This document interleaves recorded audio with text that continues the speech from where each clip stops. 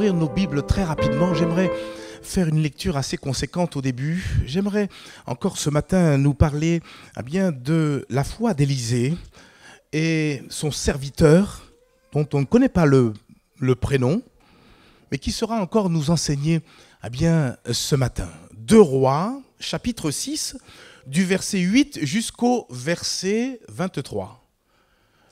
2 Rois, chapitre 6, du verset 8 jusqu'au verset 23. Avez-vous trouvé, mes amis? Il nous faut nous plonger dans cette histoire pour bien comprendre ce que le Seigneur veut nous dire encore ce matin. Le roi de Syrie était en guerre avec Israël et dans un conseil qu'il tint avec ses serviteurs, il dit « Mon camp sera dans un tel lieu ». Mais l'homme de Dieu fit dire au roi d'Israël « Garde-toi de passer dans ce lieu, car les Syriens y descendent ». Et le roi d'Israël envoya des gens pour s'y tenir en observation vers le lieu que lui avait mentionné et signalé l'homme de Dieu. Et cela arriva non pas une fois, ni 2 fois. Le roi de Syrie en eut le cœur agité. Il appela ses serviteurs et leur dit « Mais ne voulez-vous pas me déclarer lequel de vous est pour le roi d'Israël ?» Et l'un de ses serviteurs répondit « Personne, ô roi mon seigneur, mais Élisée, le prophète, qui est en Israël, rapporte au roi d'Israël les paroles que tu prononces dans ta chambre à coucher. » Et le roi dit, « Eh bien, allez et voyez où il est, et je le ferai prendre. » On vint lui dire, « Voici, il est à Dothan. » Verset 14. Il y envoya des chevaux, des chars et une forte troupe qui arrivèrent de nuit et qui enveloppèrent la ville. Et le serviteur de l'homme de Dieu se leva de bon matin et sortit. Et voici une troupe entourait la ville avec des chevaux et des chars. Et le serviteur dit à l'homme de Dieu, « Ah, mon Seigneur, comment ferons-nous » Et il répondit, « Ne crains point, car ceux qui sont avec nous sont en plus grand nombre que ceux qui sont avec eux. » Élisée pria et dit, « Éternel, ouvre ses yeux pour qu'il voie. » Et l'Éternel ouvrit les yeux du serviteur qui vit la montagne pleine de chevaux et de chars de feu autour d'Élisée. Verset 18, les Syriens descendirent vers Élisée. Il adressa alors cette prière à l'Éternel. Daigne frapper d'aveuglement cette nation. Et l'Éternel les frappa d'aveuglement selon la parole d'Élisée. Élisée leur dit, ce n'est pas ici le chemin et ce n'est pas ici la ville. Suivez-moi et je vous conduirai vers l'homme que vous cherchez. Et il les conduisit à Samarie. Lorsqu'ils furent entrés dans Samarie, Élisée dit, « Éternel, ouvre les yeux de ces gens pour qu'ils voient. » Et l'Éternel ouvrit leurs yeux, et ils virent qu'ils étaient au milieu de Samarie. Alors le roi d'Israël, en les voyant, dit à Élisée, « Frapperai-je, mon père ?» « Tu ne frapperas point, répondit Élisée. « Est-ce que tu frappes ce que tu fais prisonnier avec ton épée et avec ton arc? Donne-leur du pain et de l'eau, afin qu'ils mangent et boivent et qu'ils s'en aillent ensuite vers leur maître. » Le roi d'Israël leur fit servir un grand repas, et ils mangèrent et burent.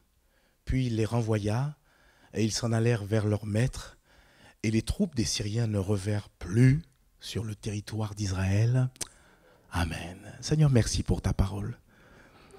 Aide-nous à tirer quelque enseignement, quelque instruction au travers de cette histoire vraie qu'a vécu ton serviteur le prophète Élisée ainsi que son serviteur. Merci de nous parler, comme tu as déjà commencé à le faire, en nous parlant d'amour. Oui, 3 choses demeurent, la foi, l'espérance et l'amour. L'espérance merveilleuse parce que tu reviens bientôt. Mais nous voudrions, Seigneur, marcher jusqu'au bout du voyage, à travers la foi que tu nous accordes, car le juste vivra par sa foi. Amen et amen. J'ai voulu aller jusqu'au verset 23 parce que finalement, la fin de notre histoire nous prouve une chose très clairement, c'est que Dieu est au contrôle de toutes choses. Dieu, il aura toujours le dernier mot, mes amis. Et puis, nous apprenons ensemble que le Seigneur, il n'abandonne jamais ceux et celles qui se confient en lui. Pourquoi ? On l'a entendu tout à l'heure. Parce que Dieu, il nous aime d'un amour immense. Dieu a tant aimé le monde, oui. Aussi, j'aimerais, au travers de cette histoire qu'on vient de lire, ces quelques versets que nous avons lus ensemble, tirer quelques enseignements, instructions, pour notre marche, pour notre vie spirituelle, à travers, d'une part, l'attitude de notre ami Élisée, à travers sa foi en particulier, et puis aussi, pourquoi pas aussi à travers de l'attitude de ce serviteur, et d'ailleurs je veux commencer par lui, le serviteur d'Élisée. Peut-être on pourrait relire le verset 15 qu'on a lu tout à l'heure de Rois chapitre 6 et le verset 15 qui nous dit « Le serviteur de l'homme de Dieu se leva de bon matin et sortit, et voici une troupe entourait la ville avec des chevaux et des chars. Et le serviteur dit à l'homme de Dieu « Ah mon Seigneur, comment ferons-nous » Alors nous avons tous compris un petit peu le contexte. Le roi de Syrie s'est résolu de pouvoir arrêter celui qui arrivait à révéler tous ses plans dans le secret. Je veux parler du prophète Élisée. Et par surprise, les chars, les chevaux syriens ont entouré, ont assiégé la ville où se trouvait le prophète Élisée ainsi que son serviteur, c'est-à-dire dans la ville de Dothan. Et je m'imagine, avec vous, ce serviteur qui se lève comme à l'habitude. Il se lève, il sort de son lit, merci Seigneur. Il fait son petit culte personnel. Vite, il s'habille, il est prêt à sortir et jusqu'au moment où, quand il sort, il découvre, cette troupe, avec ses chevaux, ses chars, qui assiègent la ville là où il se trouve. Et c'est alors que le serviteur, tout affolé, qu'est-ce qu'il fait ? À ce moment-là, il va courir vers le prophète Élisée et lui dit « Ah mon Seigneur, comment ferons-nous » Il y a une autre version qui exprime la parole du serviteur de la manière suivante « Malheur, maître, qu'allons-nous faire ?» Et je crois vraiment avec vous que cet homme ne s'attendait pas à voir ce qu'il a vu quand il est sorti de sa maison. Cet homme était pris de panique. Il était là, frappé par cette mauvaise nouvelle. Et il ne savait que faire.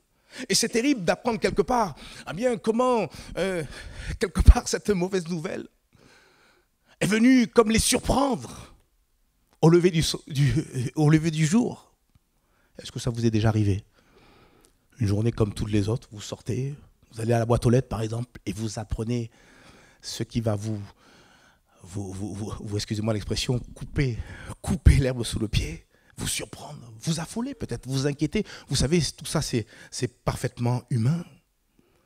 Oui, on peut le dire, le serviteur de ce prophète était quelque peu surpris, estomaqué, interloqué, dépassé, j'ai envie de dire, par cette mauvaise nouvelle. Mais ce que je veux retenir de ce serviteur, c'est qu'il a eu la bonne idée, le bon réflexe, j'ai envie de dire, de pouvoir chercher de l'aide auprès de son maître, le prophète Élisée. Une question que je vous pose, est-ce que vous savez ce que veut dire Élisée ?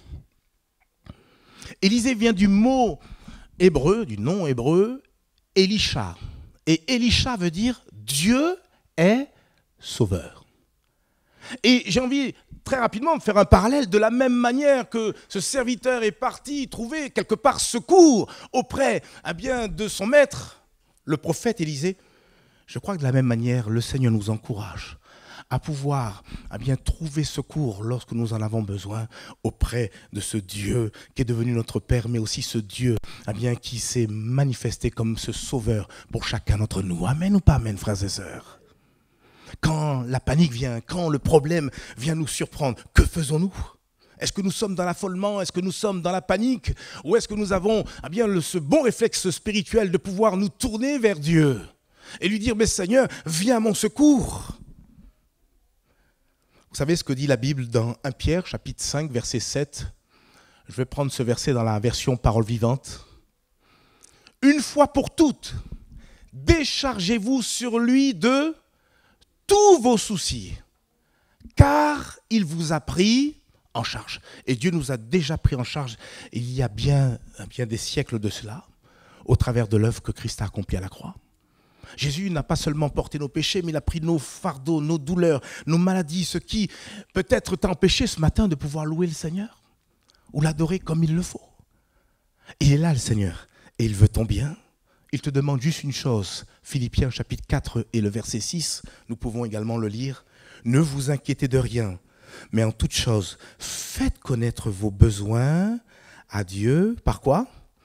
Par des prières et des supplications avec beaucoup d'action de grâce. Quand on a fini d'exposer notre demande, notre souffrance à Dieu, on est capable de dire, mais Seigneur, je te loue. Je ne sais pas comment tu vas me permettre de sortir de cette situation, mais je sais, parce que justement tu m'aimes et parce que je sais que tu es le Tout-Puissant, eh bien tu interviendras. Amen et Amen. Mais là où je voudrais vraiment attirer notre attention ce matin, c'est plus davantage par rapport à l'attitude, par rapport même, pour être plus précis, à la réponse bien que notre ami le prophète Élisée va donner à son serviteur. Alors que le serviteur dit au prophète, à Élisée, « Ah mon Seigneur, comment ferons-nous » Élisée, lui, répond tranquillement, on le lit au verset 16 de Rois, chapitre 6, verset 16, il répondit, « Ne crains point, car ceux qui sont avec nous sont en plus grand nombre que ceux qui sont avec eux. » Est-ce qu'on peut le répéter? Ne crains point, car ceux qui sont avec nous sont en plus grand nombre que ceux qui sont avec eux. Je ne sais pas ce que vous en pensez, mais là on voit finalement deux individus qui sont en train de vivre une seule et même situation. Et quelle situation? Une situation critique, une situation difficile. Mais on voit là deux comportements différents, deux discours différents, deux attitudes différentes, deux visions différentes. Le serviteur d'un côté est dans le désespoir, il est dans l'affolement, et il dit, mais qu'est-ce qu'on va devenir? On va mourir, c'est sûr, on n'a pas de chance. Là, j'extrapole un peu. Et puis de l'autre côté, le prophète Élisée, lui, est dans la foi, mais aussi dans la paix. Et ce que je voudrais que nous puissions retenir, et ce qui est important, et qui va de pair aussi, puisqu'on l'a entendu tout à l'heure avec l'amour, c'est qu'on a besoin de faire confiance à l'amour de Dieu. On a besoin, tout comme le prophète Élisée, ne pas s'arrêter à ce que nos yeux physiques peuvent voir, mais surtout faire pleinement confiance, alléluia, à notre Dieu, qui d'ailleurs ne nous a jamais fait défaut. Faites un volte-face, faites un point, regardez, jamais Dieu ne nous a abandonnés. Qui est-ce que Dieu a abandonné ici? Levez la main pour qu'on puisse très rapidement après avoir un entretien ensemble. Élisée a choisi de placer sa confiance en son Dieu. Et son attitude de foi a été, j'ai envie de dire, bénéfique, a été véritablement profitable pour lui ainsi que pour son serviteur. Et j'aimerais vous le démontrer par plusieurs remarques qu'on pourrait faire. Premièrement, la foi d'Élisée lui a permis de rester dans la paix. Quand on analyse le texte, quand on voit la réponse et de quelle manière ce qu'a dit Élisée en réponse à la panique qui était devant lui au travers de son serviteur, on voit que cet homme n'a pas voulu se laisser emporter ou envahir par la peur ou même par la crainte. Au contraire, Élisée est resté dans une totale quiétude et une profonde paix. Il a voulu continuer à regarder vers ce Dieu qui lui accorde la paix, même dans les moments difficiles les plus inextricables que nous pourrions traverser. Et cette paix divine prend sa source où? Elle prend sa source dans la confiance, dans la foi justement, que nous mettrons à valoir en notre Dieu. Seigneur, je ne sais pas comment tu vas me sortir de là, mais toi, tu vas t'occuper de ma situation. Est-ce qu'on est capable de le dire ce matin? Seigneur, je crois en toi, mais je crois aussi en tes promesses, je crois aussi en ta parole. D'ailleurs, ce n'est pas pour rien, j'aime à le dire, qu'on nous appelle croyants. Parce que nous sommes appelés à croire, et je l'ai dit tout à l'heure, le juste vivra par sa foi. Ce qui nous permettra d'être fin prêt au rendez-vous du Seigneur, c'est la foi que nous mettrons à valoir. Celle qui nous permet de voir même dans l'invisible et dire, mais Seigneur, tu es avec moi chaque jour. Exemple d'une promesse que le Seigneur nous laisse parmi tant d'autres, Ésaïe chapitre 43 et le verset 2. Et c'est peut-être une promesse que Dieu veut laisser à quelqu'un, quelqu'une, ce matin. Si tu traverses les eaux, je serai avec toi, dit Dieu. Et les fleuves, ils ne te submergeront point. Si tu marches dans le feu, tu ne te brûleras pas. Et la flamme ne t'embrasera pas. Est-ce que nous pouvons placer notre foi, notre confiance sur ces promesses qui sont éternelles et que Dieu laisse à son peuple, à son Église encore en ce matin? Et c'est pourquoi David a pu quelque part déclarer avec foi ce que nous avons lu, me semble-t-il aussi dimanche dernier, psaume 27, et juste le verset 3, psaume chapitre 27 et le verset 3. David va dire, si une armée se campait contre moi, mon cœur n'aurait aucune crainte. Et si même une guerre s'élevait contre moi, je serais malgré cela plein de confiance. Alors peut-être qu'actuellement, quelqu'un a bien peut-être confronté à des assaillants qui sont là, juste en face de toi, mon frère, ma sœur. Peut-être que c'est de l'adversité qui est là, et il y a comme une concentration sur ta personne. Rappelle-toi que si une armée se compait contre toi, ton cœur peut rester dans la paix. Si même une guerre se levait contre toi, rappelle-toi que tu peux choisir de rester pleinement dans la paix et dans la totale confiance. Mon frère, ma sœur, sois dans la paix. Reçois la paix de Dieu. Sois tranquille, le Seigneur, il sait ce que tu es en train de vivre. Et il a aussi prévu pour toi un plan de salut. À lui soit toute la gloire. Amen.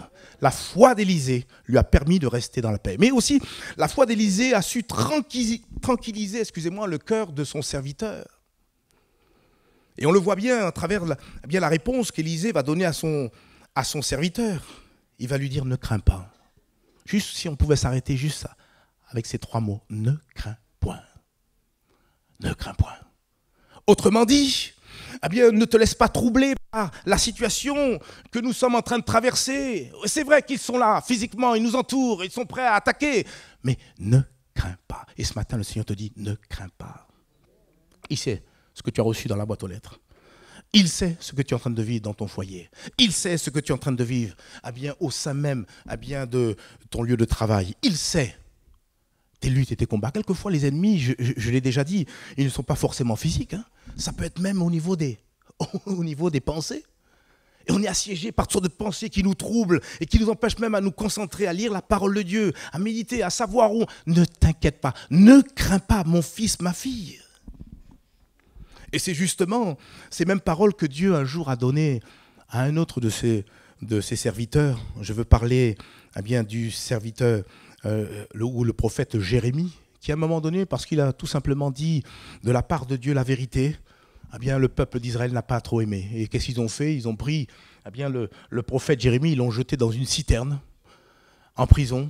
Et la Bible nous dit qu'il l'enfonçait dans la boue, au fond même de cette fosse. Et alors cet homme, il va s'exprimer de la manière suivante. Il va dire, dans Lamentation, chapitre 3, versets 54 à 58, c'est intéressant de pouvoir lire ces déclarations. Il dit, les eaux ont inondé ma tête. Je disais, je suis perdu. Et puis j'ai invoqué ton nom, ô Éternel, du fond de la fosse. Tu as entendu ma voix. Ne ferme pas l'oreille à mes soupirs, à mes cris. Au jour où je t'ai invoqué, tu t'es approché et tu as dit, ne crains pas. On retrouve notre terme. Au milieu de ta fosse, au milieu de ton tourment, là où tu ne sais plus où aller, que faire, où tu es peut-être affolé autant que le serviteur du prophète Élisée, Dieu te dit, ne crains pas. Verset, Alléluia 58, Seigneur, tu as défendu la cause de mon âme et tu as racheté ma vie. Alors ce matin, Dieu te dit, ne crains pas. Ne sois pas dans l'affolement. Il sait, il t'a même déjà devancé, tu vas le découvrir par la suite. Il y a un texte que j'aime beaucoup dans le livre de Joël. Tiens, d'ailleurs, c'est un beau prénom. Joël, chapitre 2 et le verset 21. Regardez ce qu'il est dit. Terre, ne crains pas. Sois dans l'allégresse et réjouis-toi, car l'Éternel fait de grandes choses. Mais voyez-vous, par rapport à ce verset, on pourrait enlever le mot terre et y placer finalement notre propre prénom. Et puis après tout, ne sommes-nous pas sortis de la poussière de la terre? Donc à la place du mot terre, on peut mettre Joël ne crains pas. Mais au contraire, sois dans l'allégresse et réjouis-toi, car l'Éternel fait de grandes choses. Il veut et il continue à en faire pour chacun d'entre nous. Notre Dieu est tout-puissant. Et vous croyez qu'il reste les bras croisés? Et vous croyez qu'il voit vos larmes et ne sait pas même traduire vos larmes? Il connaît votre souffrance. Il sait que les fins de mois sont difficiles. Et que vous vous posez la question, mais comment je vais faire même pour nourrir ma propre famille? Mais le Seigneur, il sait toutes ces choses. Mais il veut te dire, eh bien ce matin, ne crains pas. Et de la même manière, j'ai envie de dire, Église des 10, qu'on soit les uns et les autres des artisans du paix. Et lorsqu'on voit des frères ou des sœurs qui sont dans l'agitation, qui sont dans l'affolement, parce que, eh bien voilà, il y a une épreuve, une adversité qui vient les frapper, sachons leur dire avec beaucoup de foi, ne crains pas, ne crains pas. Notre Père Céleste ne peut pas te laisser dans cette situation. Et d'ailleurs, eh bien, nous allons nous approcher ensemble devant le trône de la grâce pour trouver secours dans tous nos besoins, tel ce que dit la Bible. Il dit, approchez-vous du trône de la grâce pour trouver secours dans tous nos besoins, et le Dieu de paix nous accordera bien sûr sa paix en retour. Ésaïe chapitre 35 verset 4 nous dit la chose suivante: dites à ceux qui ont le cœur troublé, prenez courage, ne craignez point. Voici votre Dieu, la vengeance viendra, la rétribution de Dieu, il viendra lui-même et vous sauvera. Et Dieu te dit ce matin, prends courage, ne crains point. Dieu, à un moment donné, il intervient et dit, bon, stop. Voilà, parce que quelquefois, il permet l'épreuve ou l'adversité pour même travailler nos cœurs, nos vies. Mais quand il a fini son travail en nous, il a dit, mais moi, je prends le relais, là. Et puis, nos ennemis, il les terrasse. Mais encore faut-il que nous puissions bien lui faire pleinement confiance. Élisée a fait confiance en son Dieu et il est resté dans la paix. Élisée, parce qu'il était pleinement dans la confiance, une pleine confiance en Dieu, a su tranquilliser le cœur de son serviteur. Mais on peut dire aussi que la foi d'Élisée lui a permis de prononcer une vérité qui ne se voyait pas à l'œil nu. Et on la retrouve toujours dans ce verset 16 de Rois, chapitre 6, verset 16. Il dit, certes, ne crains pas, mais il rajoute à son serviteur, il lui dit, car ceux qui sont avec nous sont en plus grand nombre que ceux qui sont avec eux. Et on découvre quelque part la vérité que certainement chérissait au plus profond de son cœur notre ami Élisée. Et c'est ce qui le maintenait dans la paix d'ailleurs. Ce que les yeux de sa foi pouvaient également parfaitement voir dans le monde spirituel. Il savait une chose, ceux qui sont avec nous sont en plus grand nombre que ceux qui sont avec eux. Est-ce que vous le savez ça? Est-ce que nous le savons ce matin? Ceux qui sont avec nous sont en plus grand nombre que ceux qui sont contre nous.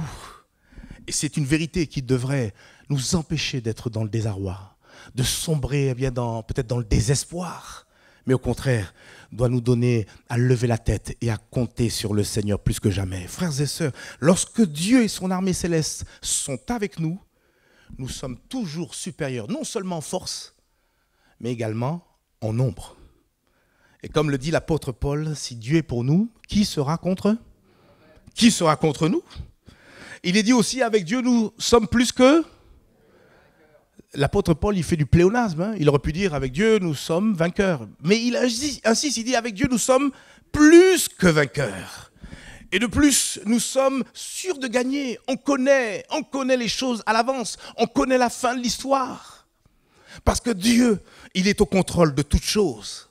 Quand je prends l'exemple suivant, quand Samson, ce juge de l'époque, est venu faire face à ces milliers de Philistins, il y avait 1 millier de Philistins devant lui. N'allez pas me dire que c'est la mâchoire d'âne dans laquelle il y avait une puissance qui l'a aidé à terrasser ses ennemis, non. C'est la présence de Dieu. La présence de l'Esprit de Dieu qui l'a animé avec une mâchoire d'âne, parce qu'il y avait que ça. À côté, il a littéralement terrassé tous ses ennemis. 1 millier, un homme contre 1 millier de personnes. Quand je pense qu'au début du millénium, il suffira d'un seul ange pour lier le diable et le jeter dans l'abîme pendant 1000 ans. Je me dis avec vous que notre Dieu, il est tout puissant. Mon Dieu, il est grand. Et pour lui, rien n'est impossible. Est-ce que ta situation va impressionner le Seigneur? Il va dire, hop, j'ai été surpris. Oh là, ça me dépasse. Quel que soit ton problème, et quelle que soit l'impasse dans laquelle même tu pourrais penser te trouver, Dieu est tout puissant pour intervenir. Élisée avait confiance que son Dieu, qui était à ses côtés, allait quelque part allait lui accorder la victoire. De même, en tant qu'enfants de Dieu, réalisons que le Seigneur il est à nos côtés Et tant que le Seigneur est à nos côtés, rien, frères et sœurs, rien, oh rien, ne pourra nous nuire. Dieu a dit un jour à son serviteur, le prophète Jérémie, les paroles suivantes, Jérémie chapitre 1 et le verset 19. « Ils te feront la guerre, mais ils ne te vaincront pas. » Pourquoi ? La réponse, elle est juste après. « Car je suis avec toi pour te délivrer, dit l'Éternel. » Dieu est avec toi, mon frère, ma sœur.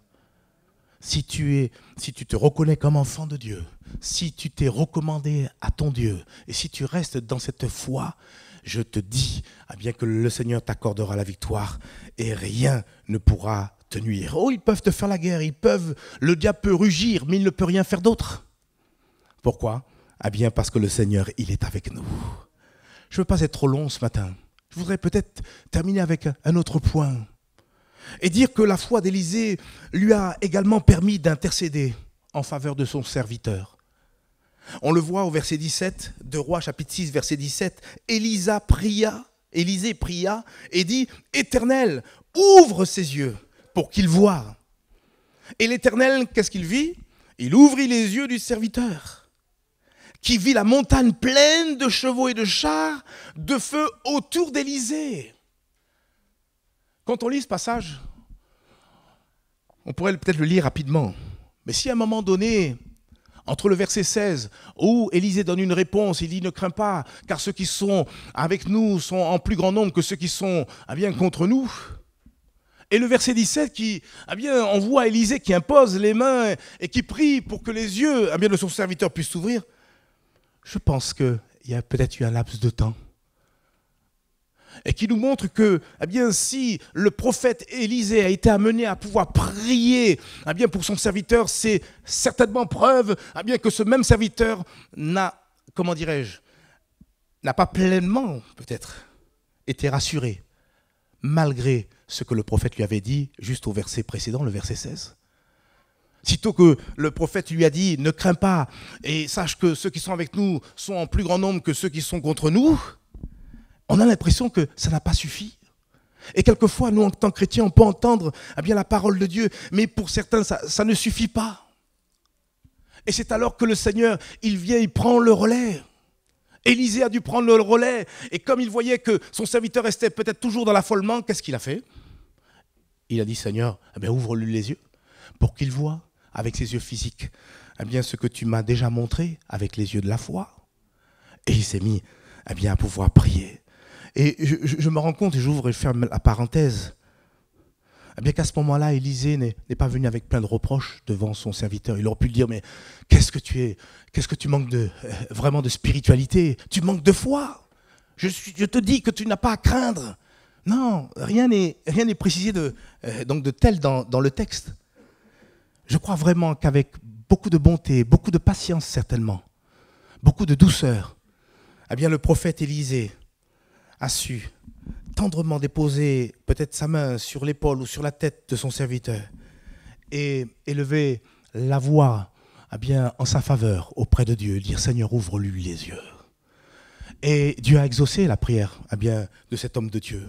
Le serviteur a vu ses yeux être éclairés et il a pu voir ce qu'on ne pouvait pas voir avec des yeux physiques seulement.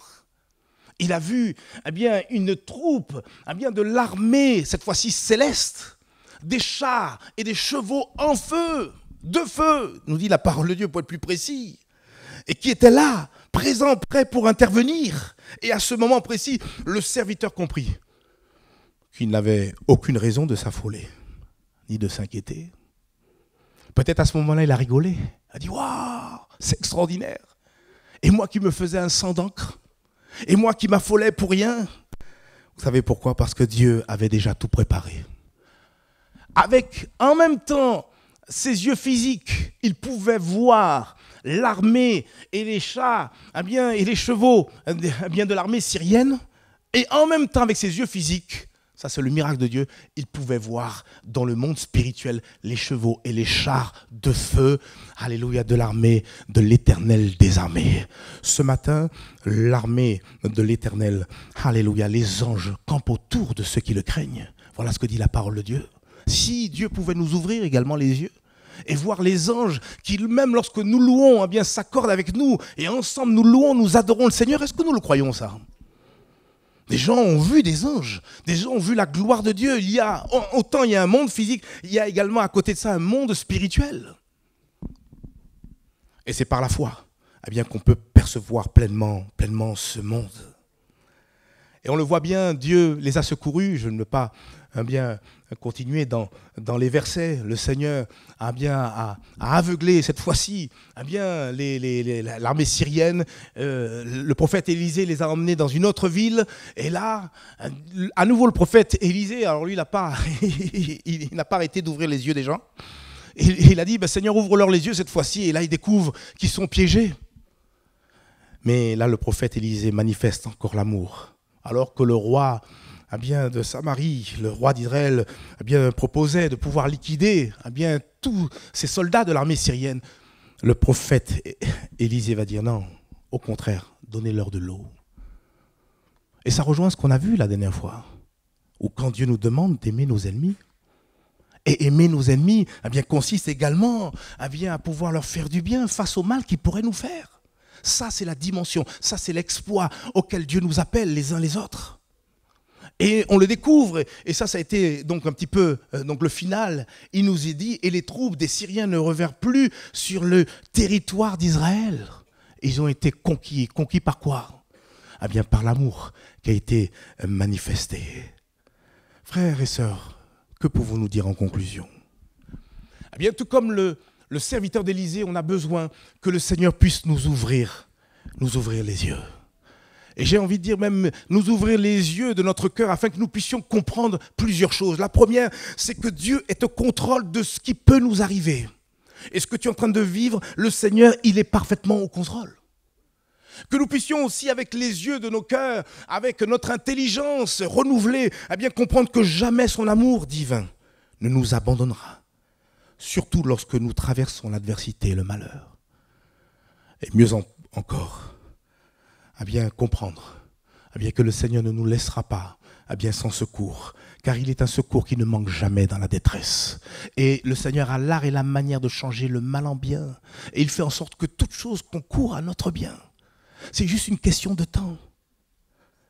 Et ce qu'a vécu le prophète Élisée et son serviteur, Dieu voudrait que vous puissiez également l'expérimenter. Peut-être vous qui connaissez ces temps-ci de l'adversité ou des moments difficiles. Dieu a voulu vous encourager d'une manière particulière et vous dire qu'il ne vous a jamais abandonné. Votre dossier est devant ses yeux. Et un mot de lui, et il vous délivre littéralement de tous vos ennemis. Pourvu que nous le croyons, prions ensemble le Seigneur. Seigneur, merci pour ta parole. Merci pour l'exemple, Seigneur mon Dieu, que tu nous laisses au travers de ce prophète Élisée, qui a su manifester cette totale confiance en toi et qui a vu, Seigneur Père, ta gloire se manifester. Il n'a pas eu besoin de combattre. Il a juste eu besoin de se placer, Seigneur mon Dieu, dans une totale confiance en toi. Et son serviteur lui-même a vu ta gloire. Seigneur mon Dieu, ouvre nos yeux. Aide-nous, Seigneur Père mon Dieu, à croire, Seigneur Père. Augmente-nous la foi, comme a dit, Seigneur Père, en son temps, tes disciples. Aide-nous, Seigneur, à te faire pleinement confiance. Et peut-être les besoins, les problèmes, les adversités que nous pouvons rencontrer, c'est toi qui t'en occupes encore. Alors, Seigneur Père, donne-nous à nous attendre à toi. Car, Seigneur mon Dieu, tu nous l'as aussi bien rappelé ce matin, tu es un Dieu d'amour. Et Seigneur, ton amour, Seigneur, a été tel que tu as donné ton Fils Jésus. Alors que nous n'étions pas aimables, tu l'as livré sur le bois, sur ce bois infâme, et son sang coulé. Il a donné lui-même volontairement sa vie pour nous. Alors à combien plus forte raison vas-tu nous donner tout ce dont nous avons besoin? Aide-nous à comprendre ces choses. Seigneur, souvent nous sommes durs d'entendement. Pardonne-nous, Seigneur. Fais-nous grâce et fortifie-nous. Et je te prie particulièrement de fortifier ceux et celles qui pourraient se trouver peut-être dans l'épreuve, dans la tourmente encore en ce matin. Alléluia, gloire à Dieu, gloire à Dieu. Alors qu'on a les têtes baissées, les yeux fermés. C'est pour toi ce message ce matin. Et le Seigneur savait que tu serais venu avec ce souci, que telle une pierre t'alourdit et t'empêche d'avancer avec Dieu. Tu es dans l'inquiétude et tu te poses des questions. Et le Seigneur veut te rappeler que ce qu'il a fait pour Élisée et pour son serviteur, il peut le faire pour toi. Parce qu'il est le Dieu Tout-Puissant. Et alors que tu es là dans l'inquiétude, que tu es peut-être là, eh bien dans l'affolement, et c'est tout à fait légitime et humain, Dieu te demande maintenant de ne pas te laisser envahir par une quelconque angoisse, parce qu'il va se lever pour toi et il va se manifester. Il y a peut-être quelqu'un qui a besoin de faire un acte de foi et dire, mais Seigneur, je veux, comme on l'a lu tout à l'heure, décharger mon fardeau, je veux décharger mon souci, eh bien, devant toi, à tes pieds, devant le trône de la grâce. Alors si c'est ton cas, lève-toi à ta place pour, alléluia, montrer, signifier au Seigneur que tu lui laisses maintenant le relais. Ta foi va montrer à Dieu que tu lui laisses maintenant les commandes. Car c'est lui qui combat pour toi. C'est lui qui va te donner la victoire. Lève-toi à ta place et je vais prier avec toi dans le nom de Jésus. Toi qui as cette difficulté, toi qui se trouve, alléluia, devant ce carrefour, toi qui es là dans l'inquiétude, toi qui es là, alléluia, avec ce souci, eh bien qui te mine, lève-toi à ta place et le Seigneur va s'occuper de toi dans le nom de Jésus. Je le crois avec toi. Mais Dieu te dit, ne crains pas, arrête de t'agiter, ne crains pas. Et sache que parce que Dieu est avec toi, alors tu es plus que vainqueur.